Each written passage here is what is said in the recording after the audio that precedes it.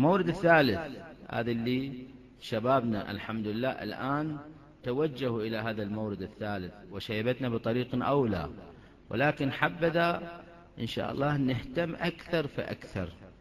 صلاة الليل، الله الله بصلاة الليل، شرف المؤمن صلاته بالليل، عظيم صلاة الليل. احنا عندنا الصلوات الواجبة تقضى، أتدرون عندنا أنه صلاة الليل أيضا تقضى؟ يعني إذا واحد ما يتوفق في الليل أن يصلي صلاة الليل، الصبح يقضي صلاة الليل. صلاة الليل 11 ركعة، 8 ركعات على ركعتين ركعتين، يعني 4 صلوات اسمها صلاة الليل.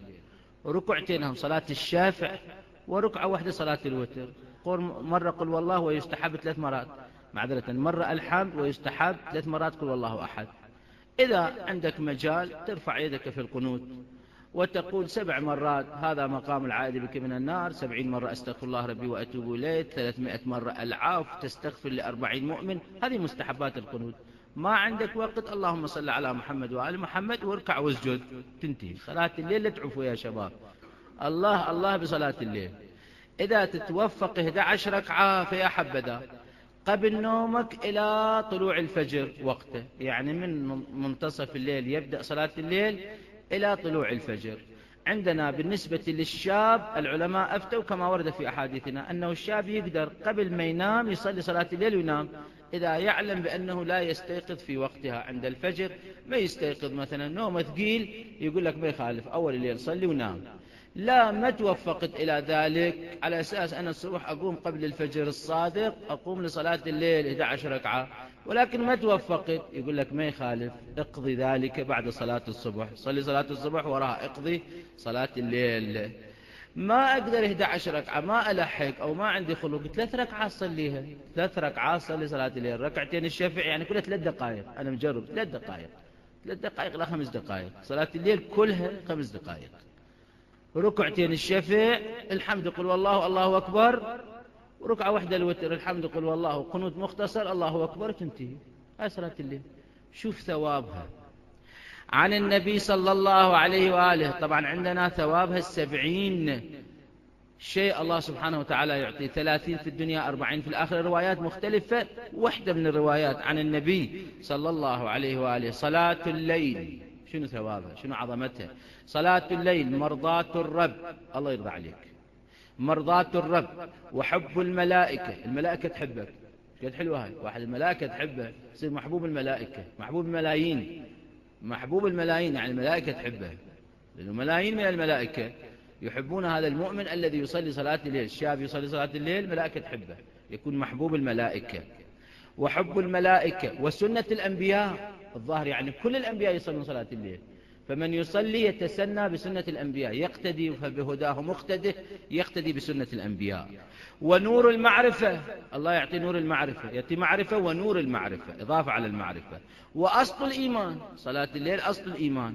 وراحة الأبدان، بدن الإنسان يرتاح بصلاة الليل، يعني حتى الصحة وسلامة لبدن الإنسان. وكراهة الشيطان، يسوي شيء يرغم أنف الشيطان، لما يصلي صلاة الليل يرغم أنف الشيطان. وسلاح على الأعداء، صلوا صلاة الليل أيها العراقيون، والله كل من يعمل بهذا الله يوفقه وننتصر على أعدائنا. خلي يسمعونا إخوتنا العراقيين في العراق إن شاء الله أن صلاة الليل صلوها سلاح على الأعداء، على الوهابية، على التكفيرية، على السلفية، على كل من يعادينا. سلاحنا احنا الدعاء، احنا لا نملك، احنا ما عندنا أسلحة كل شيء إلا الدعاء. لا يملكون دعاءكم إلا من نقرأ أنه لا نملك إلا الدعاء. ملكنا الدعاء، سلاحنا البكاء، سلاحنا الدعاء. فلذا وسلاح صلاة الليل سلاح على الأعداء، وإجابة للدعاء، الله يستجيب دعاءك عندما تصلي صلاة الليل. وقبول للأعمال، أعمالك تقبل بصلاة الليل. وبركة في الرزق، يقول رزقي قليل وقوم صلي صلاة الليل حتى الله يزيد برزقك. شنو هالتنبلية، شنو هالكسل، ليش هالقد كسلانين؟ وقال لكم صلي صلاة الليل. الشاب المفروض من أتعب شبابه من أتعب في نفسه في شبابه استراح في شيبته. عندنا حديث لطيف يقول لك الشاب اللي يصلي صلاة الليل بشيبه ويتعب بعد ما يقدر صلاة الليل، ما يقدر يصلي، الله يكتب له صلاة الليل. يقول لك لأنه هذا بأيام شبابه كان يصلي صلاة الليل. فلذا هسه اللي تعبان شايب ما يقدر، هسه أنا أكتب له الصلاة اللي كان يصليها أكتبها ولو لم يصلي. فأنتم الشباب ليش تفيدكم هالنعمة؟ واقعا حرامات. ودا تشوفون الهوس بالعالم، دا تشوفون الشقاء اللي موجود بالعالم، يخليك توجه إلى الله سبحانه وتعالى. شو يصير يا جماعة؟ والله نسعد، هم دنيانا سعداء هم آخرتنا سعداء. هسه قلنا إذا طفل يقول حي أكو موجود بالبيت، احنا ندور نقول ربما طفل دا يحكي صدق، خب بلكت هذا الحكي صدق دا يحكي، وخلي نجرب خلي ندور نشوف يا جماعة والله هذا حكي صدق ولا لا، نشوف بركة أكو برزقنا. خلي في السنة نصلي صلاة الليل، شو يصير؟ صلي صلاة الليل أول الليل، نص الليل، بعد منتصف الليل، السحور. ما تتوفق لها أقل اقضي بيوم الثاني هي 3 ركعات، لكن إنها كبيرة إلا على الخاشعين. المشكلة إنها كبيرة، هي 3 ركعات ثقيلة، واحد ما يقدر يصليها، الشيطان ما يخلي، يقول لك هذا حكي ده يحكي سيدي معوه.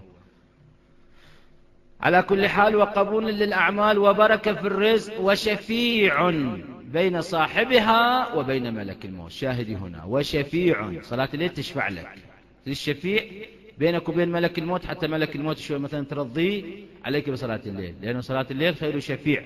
وشفيع بين صاحبها وبين ملك الموت وسراج في قبره. سراج تحتاج إلى نور في قبرك، وقبرك نوره صلاتك في الليل. مع هذه البركة، مع هذه العظمة، مع هذه الثواب، واقعا يعني حرام واحد ما يصلي صلاة الليل، واقعا حرام. حرام مو حرام فقهي، يعني حرامات واحد ما يصلي صلاة الليل يندم. لذا يوم القيامة يوم الحسرة، كلنا نتحسر. ليش؟ يقول لك لأنه مثل اللي وارد عن أحد الأنبياء أنه مر بأصحابه في وادي ظلام، قال كل من يأخذ من هذا الوادي يندم، كل من لم يأخذ من هذا الوادي يندم. طبوا بوادي الظلام، جماعة قالوا خلينا نشيل، شنو هذا اللي نندم؟ احنا ندمانين خلينا نشيل لا أقل. شالوا بنلقع في الشيء. واللي هم قالوا لا أخاف بها ندامة وهوسة وطلايب، خلينا ما نشيل ولو احنا ندمانين، لكن أفضل ما نشيل. ما شالوا. لما طلعوا من الوادي شافوا عجيب، هذا الوادي كان وادي الدرر واللآلئ والذهب وما شابه ذلك. فهذا الشايل تحسر، قال أخ لو شايل أكثر شيلت بيدي، لو شايل بعبي حظي يسأل ليش فاتني هذا، يتندم انه ليش ما شايل اكثر. هذا اللي ما شايل متندم يسأل لو شايل فد كرفة، سوى له فد غرفة يد شايل هم يتندم. فشوف يوم القيامة كلهم يتندمون، لأنه جعلنا بصرك اليوم حديد. يوم القيامة بعد كل شوف الحقائق، فشوف عجيب. أنا كان بإمكاني أستفاك. خلي هاي الرواية أحكيها لكم. عندنا في الخبر الشريف 24 ساعة يوم القيامة، 24 صندوق، كل يومك 24 ساعة. هاي 24 ساعة 24 صندوق. يوم القيامة الله سبحانه وتعالى يقول يوم المحشر 1000 سنة مما تعدون. يوم واحد لكن 1000 سنة، لكل واحد 1000 سنة يوقف 1000 سنة وحاسب، 1000 سنة يوقفوه حتى يحاسب. زين. في يوم القيامة الحساب يقول جيبوا صناديق، عمرك ايش قد؟ 80 سنة 70 سنة 60 سنة 10 سنوات ما أدري، من سن البلوغ طبعا 15 سنة فما فوق. عمره 17 سنة سنتين، هاي سن البلوغ، جيبوا مال سنتين الصناديق يجيبون، يقولون يفتحون صندوق يفرح المؤمن فرحة بحيث لو وزعت الفرحة على أهل جهنم لفرحوا ولا رفع العذاب عنهم. قد فرحة عظيمة. ليش؟ لأنه يشوف هاي الساعة أطاع الله، هاي الساعة الصندوق كان في طاعة الله، ويؤتى بصندوق آخر يحزن حزن بحيث حزن لو قسم على أهل الجنة لحزنوا جميعا ولتنغصوا في عيش الجنة، يتنغصون بعيش الجنة من شدة الحزن والألم. ليش؟ لأنه هاي الساعة عصى الله سبحانه وتعالى، فساعة طاعة وساعة عصيان وساعة غبن، بعض الأحيان يغبن الإنسان.